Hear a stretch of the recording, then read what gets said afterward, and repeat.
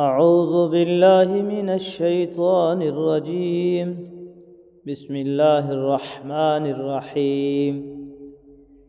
يا أيها الرسول بلغ ما أنزل إليك من ربك وإن لم تفعل فما بلغت رسالته والله يعصمك من الناس ان اللہ لا يهدي القوم الكافرین. اے رسول، جو کچھ تمہارے رب کی طرف سے تم پر نازل کیا گیا ہے اس کی تبلیغ کرو، اور اگر ایسا نہیں کرو گے تو اس کا مطلب یہ ہوگا کہ تم نے اللہ کا پیغام نہیں پہنچایا، اور اللہ تمہیں لوگوں کی سازشوں سے بچا لے گا، اور اللہ تمہیں لوگوں کی سازشوں سے بچائے گا. یقین رکھو کہ اللہ کافر لوگوں کو ہدایت نہیں دیتا. قل یا اہل الکتاب لستم علی شیء حتی تقیموا التوراۃ والانجیل وما انزل الیکم من ربکم وَلَيَزِيدَنَّ كَثِيرًا مِّنْهُمْ مَا أُنزِلَ إِلَيْكَ مِن رَّبِّكَ طُغْيَانًا وَكُفْرًا فَلَا تَأْسَ عَلَى الْقَوْمِ الْكَافِرِينَ. کہہ دو کہ اے اہل کتاب، جب تک تم تورات اور انجیل پر اور جو کتاب تمہارے پروردگار کی طرف سے تمہارے پاس بھیجی گئی ہے اس کی پوری پابندی نہیں کرو گے، تمہاری کوئی بنیاد نہیں ہوگی جس پر تم کھڑے ہو سکو. اے رسول، جو وحی اپنے پروردگار کی طرف سے تم پر نازل کی گئی ہے وہ ان میں سے بہت سوں کی سرکشی اور کفر میں مزید اضافہ کر کے رہے گی، لہٰذا تم ان کافر لوگوں پر افسوس مت کرنا. ان الذين آمنوا والذين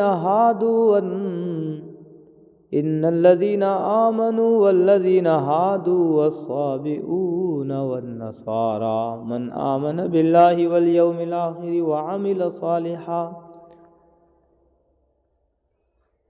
وعمل صالحا فلا خوف عليهم ولا هم يحزنون. حق تو یہ ہے کہ جو لوگ بھی خواہ چاہے وہ مسلمان ہوں یا یہودی یا صابی یا نصرانی، اللہ اور آخرت کے دن پر ایمان لے آئیں گے اور نیک عمل کریں گے، ان کو نہ کوئی خوف ہوگا نہ وہ کسی غم میں مبتلا ہوں گے. یہی مضمون سورہ بقرہ کی آیت نمبر 62 میں گزرا. اس کا حاشیہ ملاحظہ فرمائیے. لقد اخذنا ميثاق بني اسرائيل وارسلنا اليهم رسلا كلما جاءهم رسول بما لا تهوى انفسهم فريقا كذبوا وفريقا يقتلون.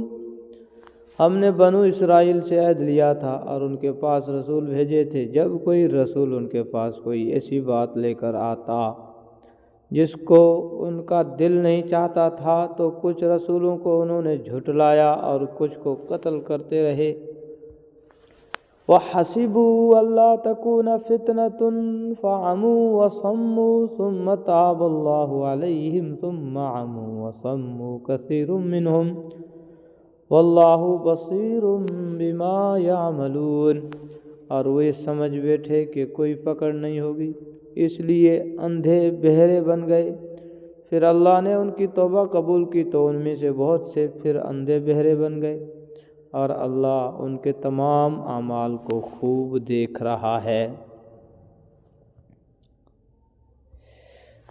لقد كفر الذين قالوا ان الله هو المسيح ابن مريم وقال المسيح يا بني إسرائيل اعبدوا الله ربي وربكم إنه من يشرك بالله فقد حرم الله عليه الجنة ومأواه النار وما للظالمين من أنصار.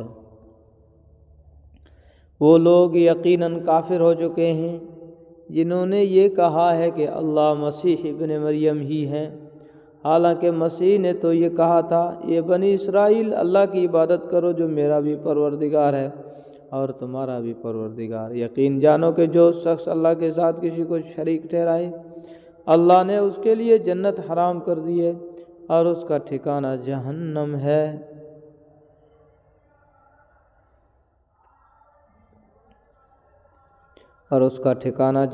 ہے۔ اور جو لوگ یہ ظلم کرتے ہیں ان کو کسی قسم کے یار و مددگار میسر نہیں آئیں گے۔ لقد کفر الذین قالوا ان اللہ ثالث ثلاثہ وما من الہ الا الہ واحد وَإِن لَّمْ يَنْتَهُوا عَمَّا يَقُولُونَ لَيَمَسَّنَّ الَّذِينَ كَفَرُوا مِنْهُمْ عَذَابٌ أَلِيمٌ۔ وہ لوگ بھی یقیناً کافر ہو چکے ہیں جنہوں نے یہ کہا ہے کہ اللہ تین میں کا تیسرا ہے، حالانکہ ایک خدا کے سوا کوئی خدا نہیں ہے۔ اور اگر یہ لوگ اپنی اس بات سے باز نہ آئیں تو ان میں سے جن لوگوں نے ایسے کفر کا ارتکاب کیا ہے ان کو دردناک عذاب پکڑ کر رہے گا۔ یہ عیسائیوں کے عقیدہ تثلیث کی طرف اشارہ ہے۔ اس عقیدے کا مطلب یہ ہے کہ خدا تین اقانیم کا مجموعہ ہے،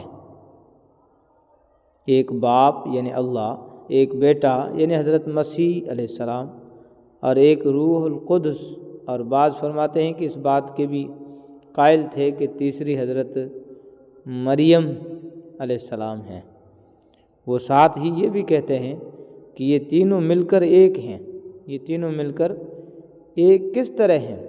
اس معاملے کا کوئی معقول جواب کسی کے پاس نہیں ہے۔ اس لیے ان کے متکلمین نے اس عقیدے کی مختلف تعبیریں اختیار کی ہیں۔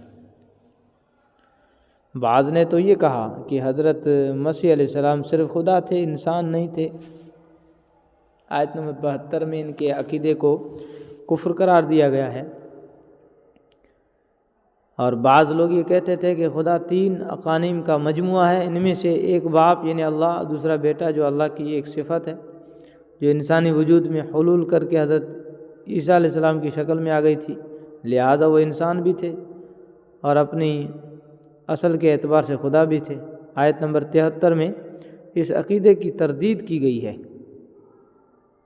عیسائیوں کے ان عقائد کی تفصیل اور ان کی تردید کے لیے دیکھیے راقم الحروف کی کتاب عیسائیت کیا ہے۔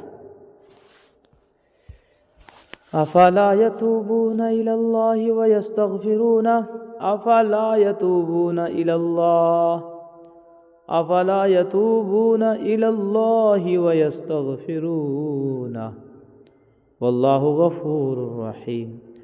کیا پھر بھی یہ لوگ معافی کے لیے اللہ کی طرف رجوع نہیں کریں گے؟ کیا پھر بھی یہ لوگ معافی کے لیے اللہ کی طرف رجوع نہیں کریں گے اور اس سے مغفرت نہیں مانگیں گے، حالانکہ اللہ بہت بخشنے والا بڑا مہربان ہے۔ مل مسیح ابن مریم الا رسول قد خلت من قبلہ الرسل وامہ صدیقہ کانا یأکلان الطعام انظر کیف نبین لہم الآیات ثم انظر انا یؤفکون۔ مسیح ابن مریم تو ایک رسول تھے، اس سے زیادہ کچھ نہیں۔ ان سے پہلے بھی بہت سے رسول گزر چکے ہیں اور ان کی ماں صدیقہ تھی، یہ دونوں کھانا کھاتے تھے۔ دیکھو ہم ان کے سامنے کس طرح کھول کھول کر نشانیاں واضح کر رہے ہیں۔ پھر یہ بھی دیکھو کہ ان کو اوندھے منہ کہاں لے جایا جا رہا ہے۔ صدیق کا مؤنث کا صیغہ ہے۔ اس کے لفظی معنی بہت سچا یا راست باز۔ اصطلاح میں صدیق عام طور سے ایسے شخص کو کہا جاتا ہے جو کسی پیغمبر کا افضل ترین متبع ہوتا ہے، اور نبوت کے بعد یہ سب سے اونچا مرتبہ ہے۔ حضرت مسیح علیہ السلام اور ان کی والدہ ماجدہ حضرت مریم علیہ السلام دونوں کے بارے میں یہاں قرآن کریم نے یہ حقیقت بتلائی ہے کہ وہ کھانا کھاتے تھے، کیونکہ تنہا یہ حقیقت اس بات کی کھلی دلیل ہے کہ وہ خدا نہیں تھے۔ ایک معمولی سمجھ کا شخص بھی یہ سمجھ سکتا ہے کہ خدا تو وہی ذات ہو سکتی ہے جو ہر قسم کی بشری حاجتوں سے بے نیاز ہو۔ اگر خدا بھی کھانا کھانے کا محتاج ہو تو وہ خدا کیا ہوا؟ اگر خدا بھی کھانا کھانے کا محتاج ہو تو پھر وہ خدا کیا خدا ہوا؟ قرآن کریم نے یہاں مجہول کا صیغہ استعمال کیا ہے، اس لیے ترجمہ یہ نہیں کیا ہے کہ وہ اوندھے منہ کہاں جا رہے ہیں، بلکہ ترجمہ یہ کیا گیا ہے کہ انہیں اوندھے منہ کہاں لے جایا جا رہا ہے۔ اور بظاہر مجہول کا یہ صیغہ استعمال کرنے سے اشارہ اس طرف مقصود ہے کہ ان کی نفسانی خواہشات اور ذاتی مفادات ہیں جو انہیں الٹا لے جا رہے ہیں۔ واللہ سبحانہ اعلم۔ قل اتعبدون من دون اللہ ما لا یملک لکم ضرا ولا نفعا واللہ هو السمیع العلیم۔ یہ پیغمبر ان سے کہو، کیا تم اللہ کے سوا ایسی مخلوق کی عبادت کرتے ہو جو تمہیں نہ کوئی نقصان پہنچانے کی طاقت رکھتی ہے اور نہ فائدہ پہنچانے کی، جبکہ اللہ ہر بات کو سننے والا، ہر چیز کو جاننے والا ہے۔ حضرت مسیح علیہ السلام اگرچہ اللہ تعالیٰ کے برگزیدہ پیغمبر تھے، لیکن کسی کو نفع یا نقصان پہنچانے کی ذاتی صلاحیت اللہ تعالیٰ کے سوا کسی کو حاصل نہیں ہے۔ اگر وہ کوئی فائدہ پہنچا سکتے ہیں تو صرف اللہ تعالیٰ کے حکم اور اس کی مشیت سے پہنچا سکتے ہیں۔ قل یا اہل الکتاب لا تغلوا فی دینکم غیر الحق ولا تتبعوا اہواء قوم قد ضلوا من قبل واضلوا کثیرا وضلوا عن سواء السبیل۔ اور ان سے یہ بھی کہو کہ اے اہل کتاب، اپنے دین میں ناحق غلو نہ کرو اور ان لوگوں کی خواہشات کے پیچھے نہ چلو جو پہلے خود بھی گمراہ ہوئے، بہت سے دوسروں کو بھی گمراہ کیا اور سیدھے راستے سے بھٹک گئے۔ غلو کا مطلب ہے کسی کام میں اس کی معقول حدود سے آگے بڑھ جانا۔ عیسائیوں کا غلو یہ تھا کہ وہ حضرت عیسیٰ علیہ السلام کی تعظیم میں اتنے آگے بڑھ گئے کہ انہیں خدا قرار دے دیا، اور یہودیوں کا غلو یہ تھا کہ اللہ تعالیٰ نے ان سے محبت کا جو اظہار کیا تھا اس کی بنا پر یہ سمجھ بیٹھے کہ دنیا کے دوسرے لوگوں کو چھوڑ کر بس وہی اللہ کے چاہتے ہیں، اور اس وجہ سے وہ جو چاہیں کریں، اللہ تعالیٰ ان سے ناراض نہیں ہوگا۔ نیز ان میں سے بعض نے حضرت عزیر علیہ السلام کو خدا کا بیٹا قرار دے دیا تھا۔ صدق اللہ العظیم۔